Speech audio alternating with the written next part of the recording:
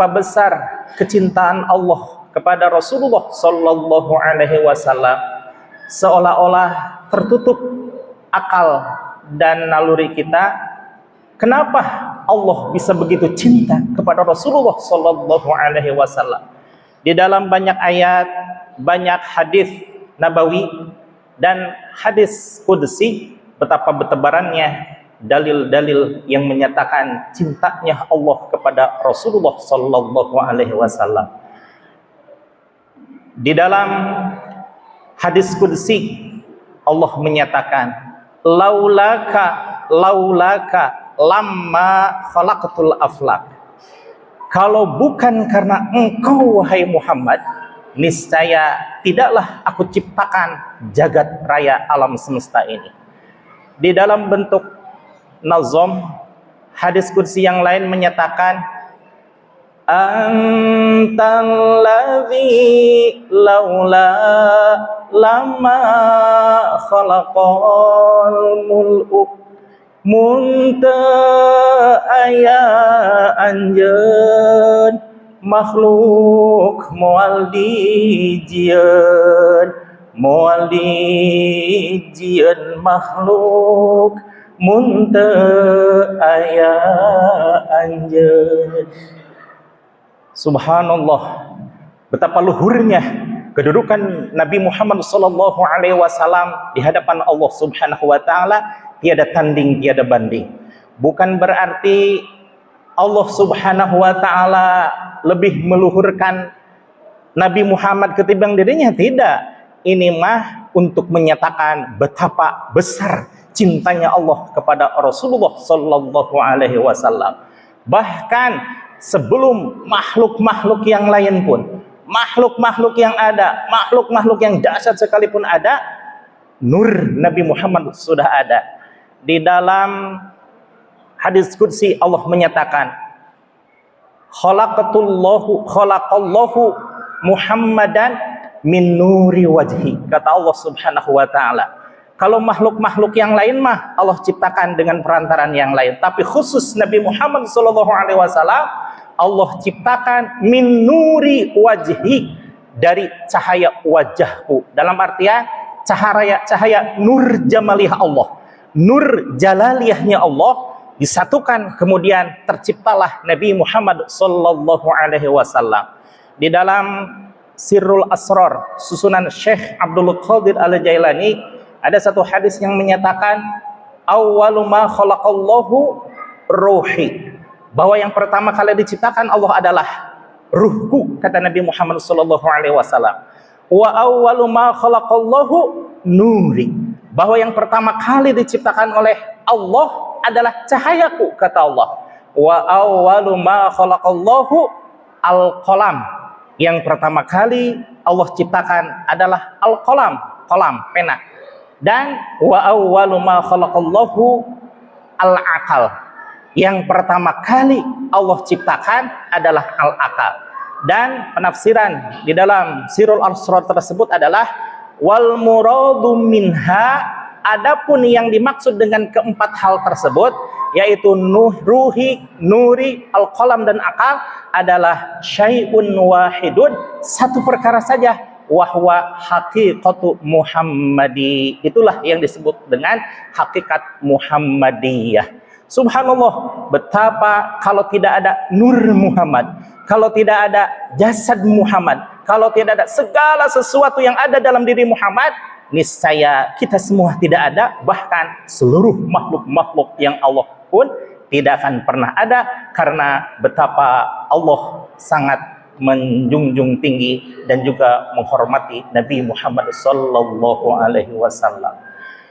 Kemudian di dalam hadis nabawi Allah mengisahkan, dan ini adalah kisah perjumpaan Nabi Adam alaihi salam dengan sesuatu yang bernama Muhammad. Jasadnya belum ada, tapi namanya sudah ada. Diriwayatkan oleh Imam At-Tabarani, lamma khalaqatul aflaq, ketika Nabi Adam alaihi salam terpleset pada satu kesalahan, qala, maka berserulah Nabi Adam alaihi salam, bihaqqi Muhammadin Allah ghafartali. Ya Allah, dengan jahnya Nabi Muhammad, dengan haknya Nabi Muhammad, dengan kedudukan Nabi Muhammad SAW, semoga engkau berkenan untuk mengampuni dosa-dosaku. Kenapa Nabi Adam subhanallah menyatakan seperti itu? Karena di dalam riwayat yang lain, bahwa riwayat yang mutabar menyatakan Nabi Adam ratusan tahun, sekitar 200 tahun bertobat kepada Allah Subhanahu wa taala dengan satu doa yang sangat tua yang Nabi Adam panjatkan, namun Allah belum berkenan untuk menerima tobatnya Nabi Adam alaihissalam. Barulah ketika menyebutkan bihaqqi Muhammadin Allah ghafartali, dengan haknya Nabi Muhammad sallallahu alaihi wasallam, semoga engkau berkenan untuk mengampuni dosaku ya Allah. Maka istilah kata Allah Subhanahu wa taala merasa heran. Sadaqta ya Adam, betul engkau wahai Adam. Lama arafa Muhammadan lama ahlukhu. Bagaimana kamu bisa tahu ada seseorang yang bernama Nabi Muhammad padahal belum aku ciptakan? Nabi Adam alaihissalam menyatakan, lama khalaqtani, ketika engkau menciptakan aku ya Allah, rafa'tu ra'si, kemudian aku mengangkat kepalaku, ra'aitu qawaimil arsya, bahwa aku melihat di tiang-tiang aras maktuban tertulis satu kalimat, la ilaha illallah Muhammadur Rasulullah sallallahu alaihi wasallam.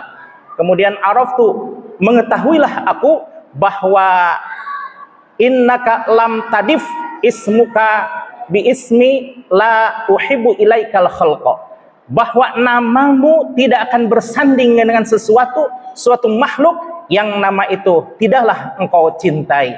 Sadaqta ya Adam, benar engkau wahai Adam. Dan idza sa'alani, apabila engkau meminta ampun kepadaku, bihaqqihi, dengan haknya orang tersebut, innaka ghafartu laka, subhanallah, sesungguhnya engkau diampuni dosa-dosamu karena engkau telah menyebutkan seseorang itu betapa aku cintai. Subhanallah. Bayangkan para hadirin jemaah sekalian, Nabi Adam alaihissalam berdoa setiap hari siang malam, diisuk jegur kejo sore jeger, Nabi Adam selalu membacakan doa, Rabbana ya Rabbana zalamna anfusana fa ilam taghfir lana lanakunanna minal khasirin. Subhanallah. Itu doa pertaubatan Nabi Adam alaihissalam kepada Allah Subhanahu wa taala, menurut riwayat yang muktabar dipanjatkan selama 200 tahun. Namun Allah bukan karena tidak menerima tobatnya, tapi karena merasa kecewa dengan tidak mengabdinya, dengan tidak taatnya Nabi Adam alaihissalam, dan memang ini sudah direncanakan oleh Allah Subhanahu wa taala. Tapi ketika Nabi Adam menyeru dengan kalimah bihaqqihi, Allah bihaqqi Muhammadin, dengan haknya Nabi Muhammad sallallahu alaihi wasallam, Allah ghafartali, subhanallah, dengan menyebutkan haknya Nabi Muhammad sallallahu alaihi wasallam, semoga engkau mengampuni dosa-dosaku ya Allah. Seketika Allah pun menyatakan, ghafartu laka, bahwa aku telah mengampuni wahai Nabi Adam alaihissalam. Subhanallah. Doa yang 200 tahun dipanjatkan, dan itu dipanjatkan selama sekian lama, setiap hari, malam, sore, dan pagi, dan diucapkan oleh seorang nabi yang mulia, tapi belum diterima tobatnya Nabi Adam. Barulah ketika menyebutkan nama yang paling mulia, nama yang termaktub dan tertulis di dalam tiang-tiangnya arasy, yaitu Nabi Muhammad sallallahu alaihi wasallam, barulah Nabi Adam alaihissalam diterima tobatnya oleh Allah Subhanahu wa taala. Betapa Allah sangat mencintai Nabi Muhammad sallallahu alaihi wasallam. Yang ketiga, dalil mengenai kecintaan Allah terhadap Rasulullah termaktub di dalam surah Ali Imran ayat 31. Qul in kuntum tuhibbunallah. Qul, katakanlah olehmu wahai Muhammad kepada sahabat-sahabatmu, kepada setiap kaum muslimin wal muslimat, in kuntum tuhibbunallah, jika saja kamu merasa kamu mencintai Allah Subhanahu wa taala, sudah saja, tidak usah memperlihatkan cintamu kepada Allah. Tidak usah seolah-olah Allah menyatakan, enggak usah bercapek-capek seperti halnya para nabi dan para rasul bersuluk ratusan tahun. Nabi dan rasul berkholwat selama puluhan tahun, dan Nabi Muhammad SAW berkholwat, bertahanus, dan juga beribadah kepada Allah Subhanahu wa taala sekian lama. Tidak usah melaksanakan seperti itu seolah-olah. Cukup fattabi'uni, ucapkan saja olehmu kepada umatmu, wahai umatku sekalian, kalau kamu mencintai Allah, cukup dengan mengikutiku, kata Nabi Muhammad sallallahu alaihi wasallam, yuhibbukumullahu wa yaghfir lakum dzunubakum. Jaminannya adalah bahwa Allah akan mencintai engkau dan juga akan mengampuni dosa-dosamu karena asbab kecintaan Allah kepada Rasulullah sallallahu alaihi wasallam. Lalu apa yang kita ikuti dari Nabi Muhammad sallallahu alaihi wasallam? Subhanallah, betapa banyak riwayat-riwayat, tarikh-tarikh yang menyatakan Rasulullah sallallahu alaihi wasallam betapa sangat cintanya kepada Allah Subhanahu wa taala. Tidak ada yang ditakuti, tidak ada yang dicintai, tidak ada yang diharapkan kecuali rahmat dan ridhonya Allah Subhanahu wa taala. Lalu bagaimana kita bisa mencintai Allah dengan mencintai Rasulullah sallallahu alaihi wasallam? Fattabi'uni. Cukuplah engkau dengan mengikutiku, kata Rasulullah sallallahu alaihi wasallam. Di dalam kaidah fikhiyah dikatakan ma la yudraku kulluh la yutsraku kulluh. Kalau saja betapa banyak sunnah-sunnah Rasulullah sallallahu alaihi wasallam yang belum kita ikuti, maka la yutsraku kulluh, janganlah engkau tinggalkan semuanya.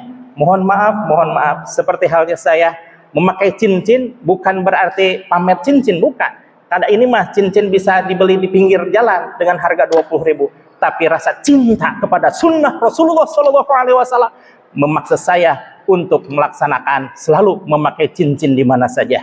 Dan saya selalu bersiwak dalam artian menggosok gigi, bukan karena tidak ada odol atau tidak ada ciptaan dan lain sebagainya. Semuanya diganti dengan siwak yang harganya 10.000 bisa dipakai berbulan-bulan. Bukan karena kesederhanaan, tapi karena betapa cintanya saya mengikuti sunnah Rasulullah sallallahu alaihi wasallam. Pun saya memakai peci, memakai baju putih, itu adalah karena kecintaan saya kepada Rasulullah sallallahu alaihi wasallam. Harapan kita mudah-mudahan dengan kita mengikuti Rasulullah sallallahu alaihi wasallam dengan ikhlas dan istiqomah, mudah-mudahan Allah yaghfir lakum dzunubakum, yuhibbukumullahu wa yaghfir lakum dzunubakum, mencintai kita dan juga mengampuni semua dosa-dosa kita. Hakul yakin, karena itu adalah firman Allah Subhanahu wa taala dinyatakan di dalam surah Ali Imran ayat 31,